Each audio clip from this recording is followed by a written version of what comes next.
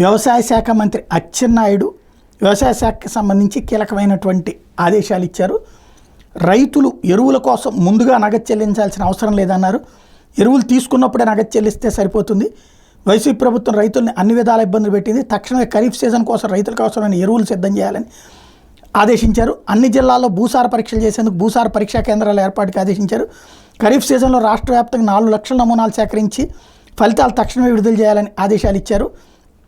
YCP ప్రభుత్వంలో ఏడాదికి కూడా భూసార పరీక్షల ఫలితాలు విడుదల కాకపోవడంతో రైతులు తీవ్రంగా ఇబ్బందులు పడ్డారని, అన్ని రకాల విత్తనాలు రాయితీ మీద అందించేందుకు సమాయత్తం కావాలని ఆదేశించారు. గడిచిన 5 ఏళ్లలో ఒక్క రైతుకు కూడా వ్యక్తిగతంగా రాయితీతో యంత్ర పరికరాలు అందించలేదు. గత ప్రభుత్వంలో రాయితీలో గ్రూపులకు అందించిన ట్రాక్టర్లో భారీ అక్రమాలు జరిగినట్టు తెలుస్తోంది.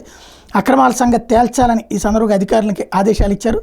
గత తెలుగుదేశం ప్రభుత్వ హయాంలో ఇచ్చిన విధంగా రైతులకు యంత్ర పరికరాలు రాయితీలో అందించేందుకు కసరత్తు చేయాలని ఆదేశించారు. భవనాలకు రంగులు మార్చే వృధా ఖర్చులు చేయొద్దని మంత్రి ఆదేశాలు ఇచ్చారు. వైసీపీ ప్రభుత్వం చేసిన వృధా ఖర్చు మన ప్రభుత్వంలో చేయొద్దంటూ ఆదేశాలు జారీ చేశారు.